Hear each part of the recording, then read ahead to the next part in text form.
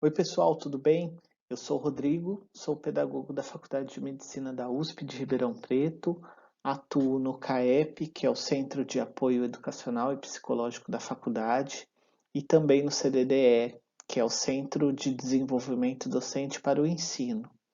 Hoje eu trouxe um pouco aqui para compartilhar com vocês algumas ideias de facilitação de diálogos, algumas reflexões que têm colaborado para que a gente se conecte melhor entre as pessoas, quando é necessário fazer conversas em grupos e algumas estratégias de organização dessas conversas, né? Quando a gente precisa fazer uma discussão em um curso, em uma oficina, em um fórum, em um simpósio, em outros espaços em que isso se faz necessário, tanto CAEP quanto CDDE têm se utilizado dessas estratégias. Elas se baseiam muito na ideia de uma comunicação não violenta, né, nos princípios também do construcionismo, nos processos de formação docente, mas também de desenvolvimento pessoal e profissional. Então, vamos lá.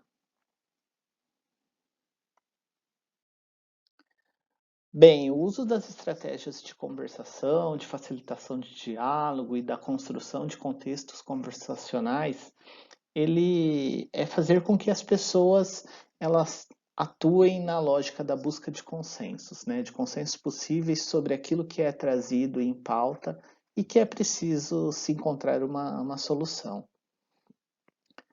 Ela foca-se também na ideia de que há um pensar e um fazer colaborativos, né? Que todos estão ali implicados com determinada situação e que isso necessariamente envolverá um trabalho em grupo.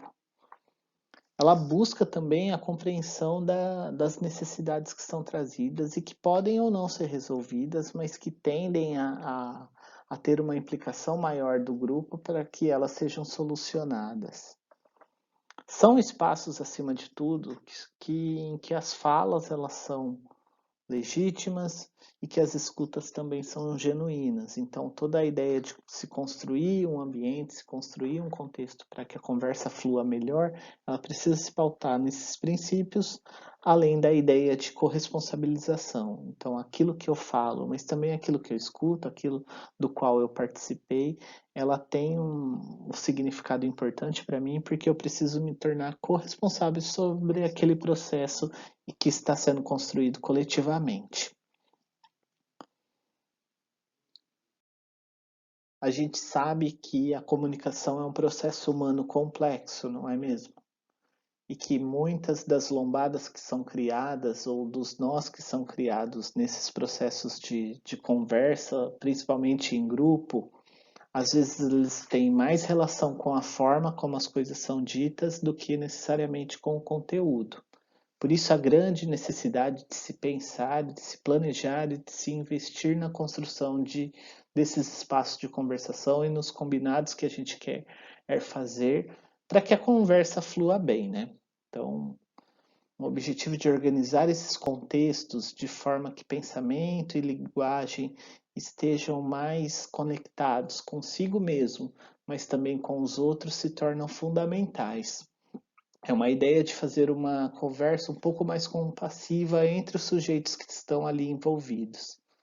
Parte também do princípio de que se precisa enfatizar a necessidade de transformar as queixas que são apresentadas em pedidos que possam ter uma reflexão coletiva sobre como eles podem ser resolvidos, solucionados, ou às vezes ainda não é o tempo de se fazer isso, mas como a gente pode pensar juntos sobre eles, né? E principalmente uma ideia de que precisa haver um respeito entre os diferentes pontos de vista que são trazidos, né? Entre as diferentes histórias, entre as diferentes falas que são apresentadas num contexto que é coletivo, que é de conversa entre diferentes pessoas. Algo que nós precisamos pensar são os propósitos da conversa. Eu destaco aqui três elementos que nos ajudam a estar com o grupo, né? Nos ajudam a conectar com as pessoas e devem ser declarados logo no início daquele encontro. Então, o primeiro deles diz respeito ao quem somos.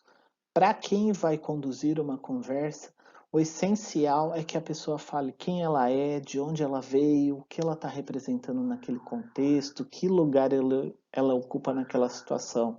Eu sou um estudante, eu sou um professor, eu represento determinado ano, eu represento determinada entidade. Algo que também é recomendável é que as pessoas todas que estão ali presentes, elas possam se apresentar. Às vezes a gente sabe que todo mundo já se conhece, ou que os eventos são muito grandes e que isso nem sempre é possível. Mas sempre que houver condições para que as pessoas se apresentem, isso traz uma conexão maior entre elas e elas já começam a participar mais plenamente daquela situação. Um outro elemento que eu destaco aqui é o para quê. Para que estamos presentes? Qual o objetivo daquela conversa? Isso é muito importante de ser destacado, né? Circunscrever e apresentar o objetivo, o contexto para o qual nos reunimos, ajuda as pessoas já irem se conectando com aquela situação, já irem se organizando para o debate, já irem se preparando para a conversa. E o terceiro é como queremos conversar, que condições precisamos criar para que aquele diálogo flua bem, para que o nosso dia de trabalho ele seja melhor, né? Então, em que condições nós queremos conversar, como queremos fazer isso? Bem, depois que a gente considerou aqueles elementos, a gente continua cuidando para que a conversa flui bem. E uma das estratégias é a gente pensar no tamanho dos grupos. Geralmente a gente vai estar diante de um grande grupo que precisará ser subdividido em vários outros. Agora no espaço remoto, né, isso tem sido feito com a criação de diferentes salas simultâneas, né, com variados links, ou às vezes há alguma extensão que já direciona os participantes para determinadas salas. Mas além da gente pensar nessa subdivisão, algo que é importante considerar são os tamanhos dos grupos, porque para cada um há vantagens e desvantagens. Então, por exemplo, quando os grupos são pequenos, né, considerando aí 3 a 6 pessoas participantes, há uma tendência de haver uma proximidade maior entre aquelas pessoas, os consensos tendem a ser mais fáceis de serem alcançados, há uma variedade de opiniões que tende a ser menor, né? As pessoas tendem a ter uma conversa um pouco mais agradável, mas ao mesmo tempo aquela conversa ela geralmente se esgota mais rapidamente, né? As pessoas conversam e isso logo chega a um fim, um determinado ponto de discussão. E as lideranças em pequenos grupos tendem a ser mais compartilhadas, né? As pessoas tendem a se organizar um pouco mais fluidamente. Grupos não tão pequenos têm um manejo um pouco mais desafiador. São, há mais discussão de ideias, isso é um ponto positivo, há uma variedade, uma diversidade, uma pluralidade grande, né, de opiniões, e isso é bacana quando a gente quer ouvir bastante pontos de vista sobre determinada situação. Mas é algo que está perto, a gente consegue uma proximidade com algumas pessoas, mas talvez não com todo o grupo que está composto ali. Consome mais tempo, então dependendo do tempo que a gente tem, isso precisa ser considerado. Pode levar à dispersão da ideia principal, né, e criar situações paralelas, conversas paralelas e pontos de discussão paralelos, então isso também precisa ser levado em conta. E os consensos são mais desafiadores, né? A tendência em encontrar um ponto comum é um pouco mais trabalhosa. E as lideranças precisam ser bem definidas naquele grupo, porque há uma tendência também que se desponte várias outras e isso pode dispersar o foco principal daquela conversa. Então, procure sempre considerar as vantagens e as desvantagens disso, adequando as necessidades que vocês estão buscando. Para tanto, nós temos usado alguma distribuição de papéis, alguma distribuição de tarefas que facilita no dinamismo daqueles grupos, né, do encontro dos grupos. 3 deles são principais. Um deles é o relator. Então, quando a gente está reunido em grupo, a gente divide e fala: quem pode ser o relator? É alguém que anota as ideias principais, os comentários e busca fazer a síntese sobre a produção que foi realizada pelo grupo. Mas, sobretudo, antes que isso seja apresentado num espaço maior, por exemplo, de uma plenária, o relator é aquele sujeito que confere com as pessoas se realmente o que ele anotou, o que ele sintetizou, representa o que foi falado naquele espaço. Uma outra figura que pode ser organizada é o mediador, né, o facilitador da conversa dentro daquele grupo. Então, geralmente é alguém que está atento às participações, que incentiva que todo mundo dê sua opinião, aquele que está um pouquinho mais calado, que possa contribuir também. Então, ele faz com que a palavra circule. E o controlador de tempo. Então, geralmente, já vem um comando externo de quem está organizando um evento ou uma conversa que as pessoas vão ter determinado tempo para discutir aquela temática, né? Ou aquela pergunta ou aquela questão. Então, o controlador de tempo é aquela pessoa que fica atenta ao passar dos momentos, né? Falta quanto tempo para, ainda temos tempo para discutir isso, pessoal, a gente precisa fechar já essa discussão e passar para a próxima. Então, apesar de ser uma posição um pouco mais delicada, né, assim, de ficar nessa atenção, ele é fundamental para que o trabalho flua bem. Então, separar entre esses 3 ajuda muito na organização.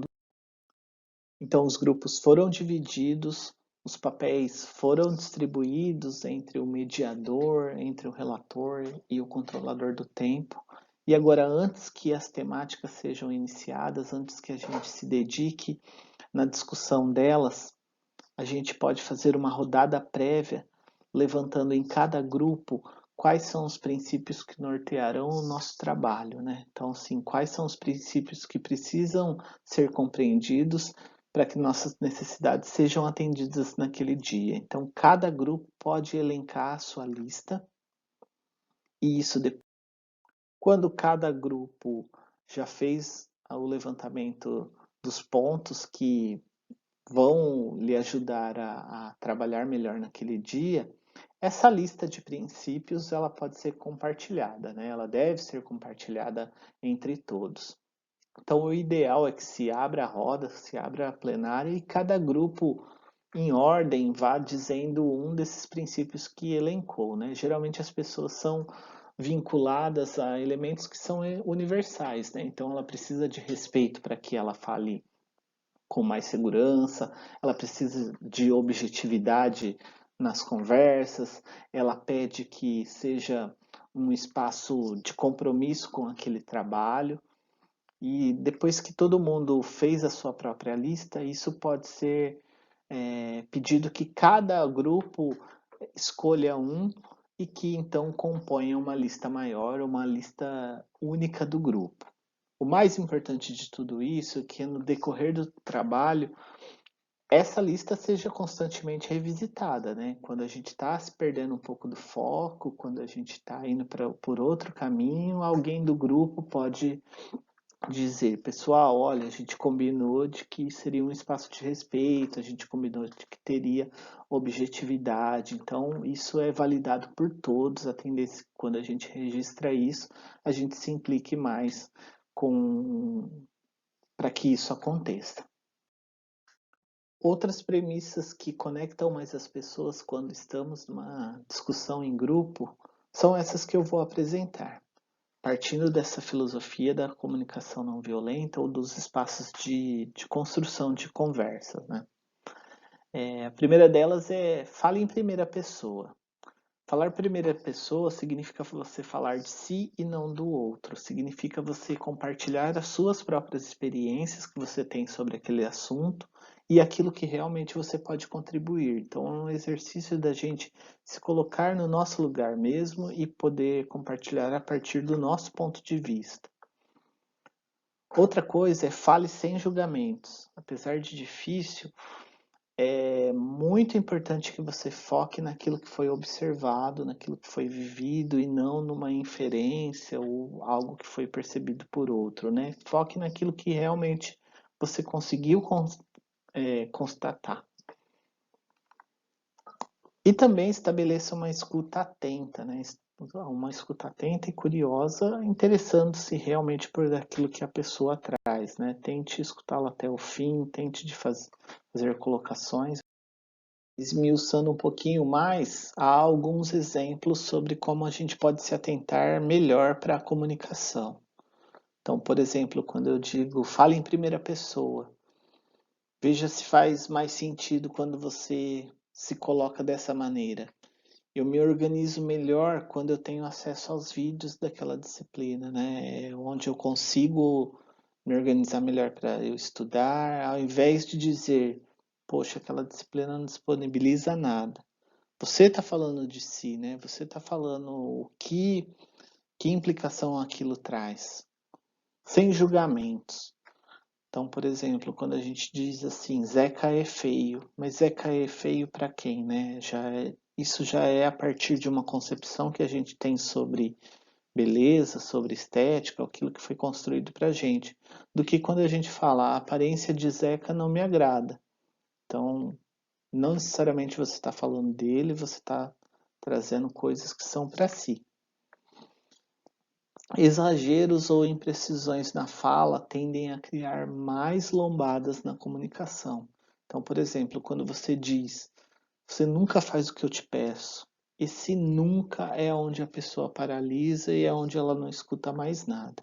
Então, por exemplo, quando a gente traz elementos um pouco mais concretos, né, mais precisos, e diz, das 3 vezes que eu lhe pedi ajuda para o trabalho, você disse não, você está localizando, está posicionando a pessoa e ela consegue ter uma noção melhor da onde foi que ela deixou de ajudar.